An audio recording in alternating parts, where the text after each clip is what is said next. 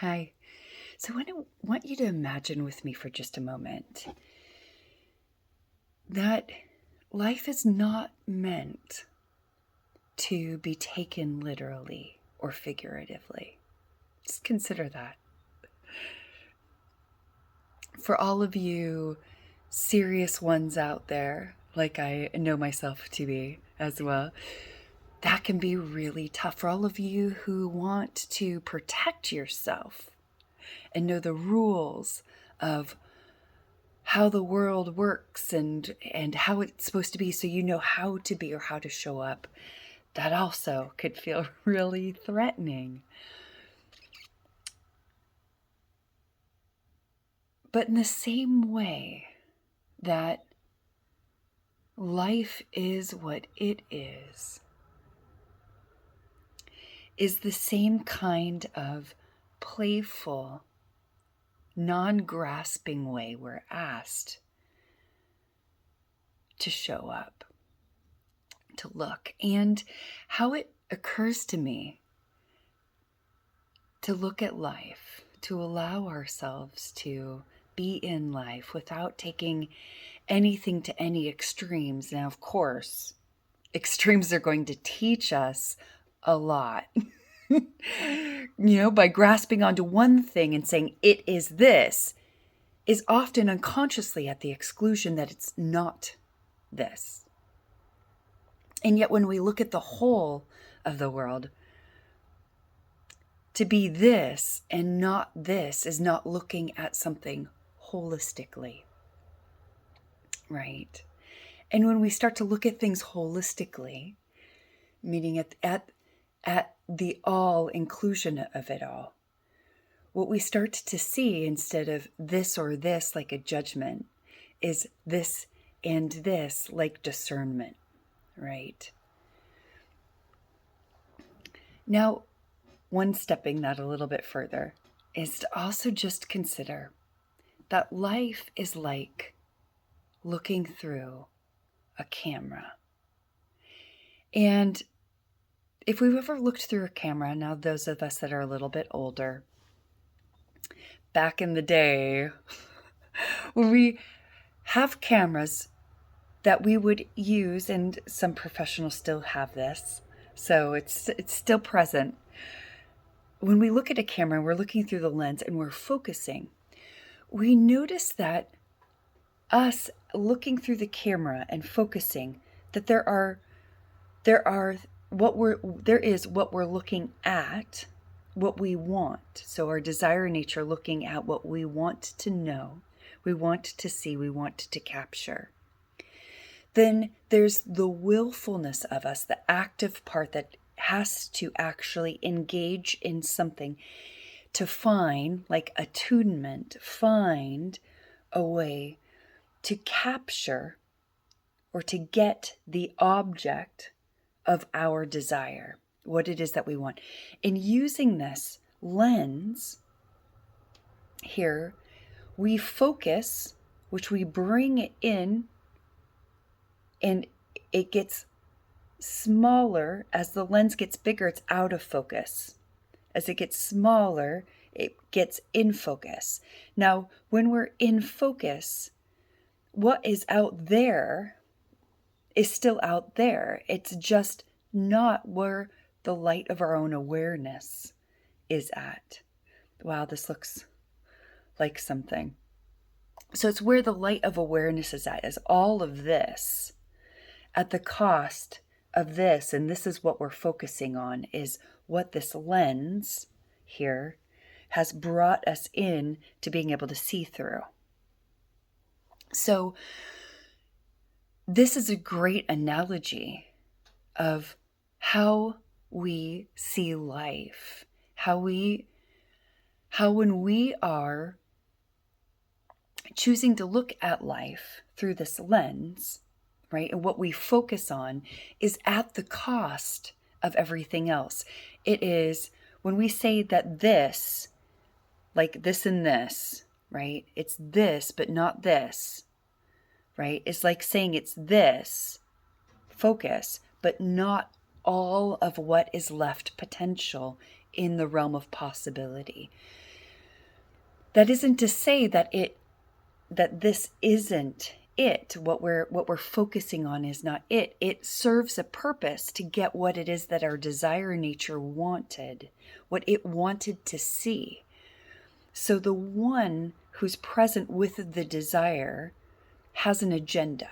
It wants something. It wants to get something. It has an object that it wants to be able to see. When we get that we are that which has the desire, and we can choose how to orient our desire or to even let go of the one who has the desire, right? The letting go of desire allows us to move back into the fullness of the whole and be with the whole field of potential. When we give rise to a desire, the desire, and we with our own will, which we're given to empower the desire into creation, into manifest, we will ourselves to action. This action produces something, and this something, like an orientation or a goal, we move towards it.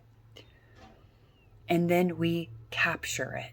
We get it. We meet it as the object of our desire. When we see ourselves responsible in all of that, we start to become a lot more aware of the power of desire and why something like lust motivates people into creation. Yet when we follow our desire without seeing the bigger picture, sometimes the bigger picture is just what can come about as a result of following our desire, like consuming something. If we consume enough of it, we can gain weight.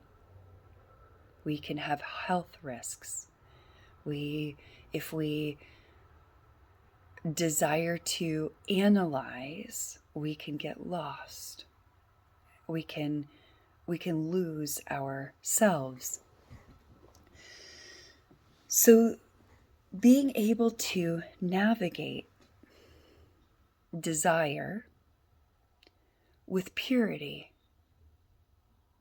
being able to let go of desire and the one who desires, allows us to sit in a bigger field.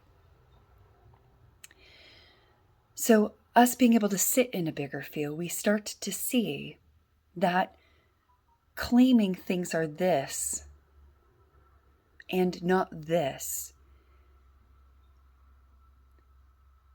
is more like being in the focus of what we're choosing to put the focus of our awareness on at the cost of the whole.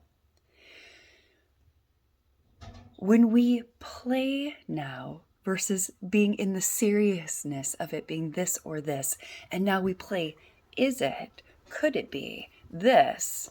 Maybe it's also this. And we use our lens to focus in and focus out. And when we focus in and focus out, we might actually even see, oh, look, there's something over here that's capturing our attention. We focus in. And we gain more insight as we use this inner lens of focusing in and being able to focus out into the bigness. As we focus out and allow ourselves to become nothing again, without a firmness or a need to pull our attention, a tension in, to focus on this thing and make this thing the ruler of all of this that's still present here. We see that we're still the principal player in our world. We're still the one giving rise to what has value and what has meaning. And it depends on what we ourselves are choosing to focus on. That if we also allow our gaze to soften in a way, right, we can see more. If we focus more, we see less. We might see this one thing in really crystal clear focus, like if we were looking at a river and we focused on one ripple going over one rock, and we see drops being able to go off of the rock. In this microcosmic perspective, we're losing the whole river within our gaze. When we see that we are choosing to make rules about things that are in focus, instead of standing back and seeing the big picture and allowing ourselves to actually be in the bigness of the whole of truth, the whole of reality. And that's even to say that we get that in the moment we think that we are in the bigness of it, we might not realize that we're in some focus, some perspective. We're still in some agenda, some angle, something within our own lens still. That's when we start playing in paradox, when we recognize that here is neither and both.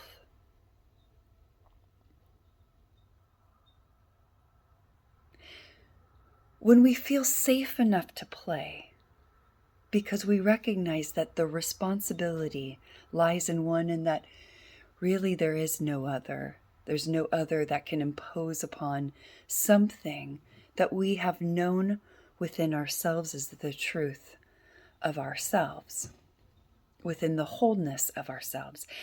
We recognize that others might be looking at something through a lens, or they might be in the bigness of themselves that we yet have discovered within ourselves. So to discredit and disprove others as being right or wrong,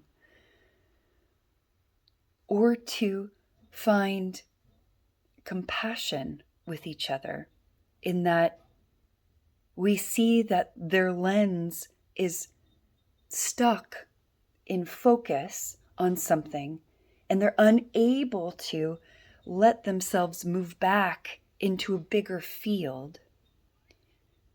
And we can often see as we age, the ways that we think get a lot more rigid, right? The rightness and wrongness of something becomes a lot more ingrained. And so the lens is not feeling so fluid within us.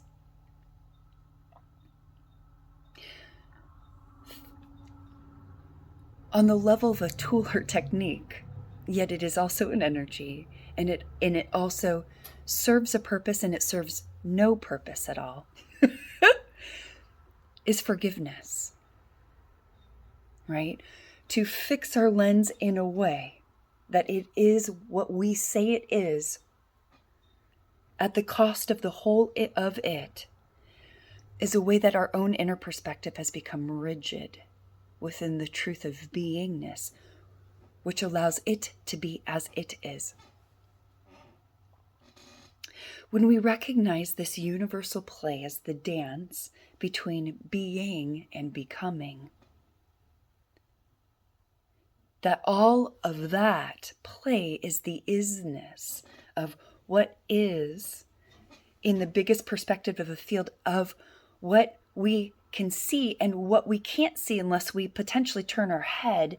And then even when we turn our head and the perspective gets clear, it's still all within this focus. And yet there's a focus here that's still bigger than we can see here. It's out of range of our perceptual field. This still is the unknown within us.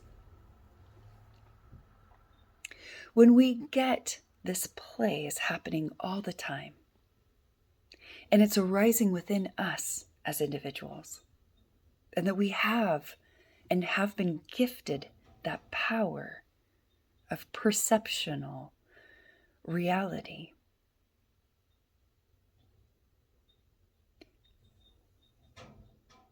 And that everyone else has too.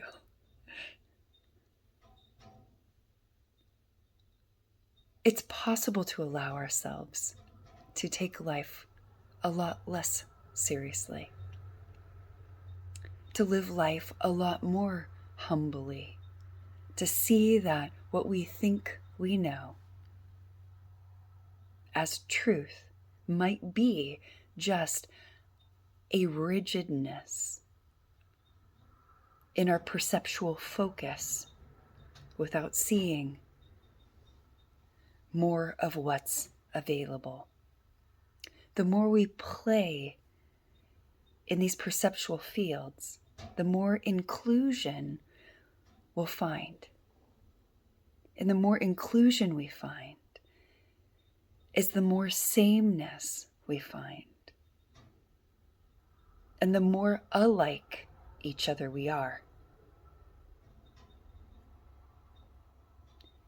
And in this field, I invite you, and let's play. Thank you for being with me.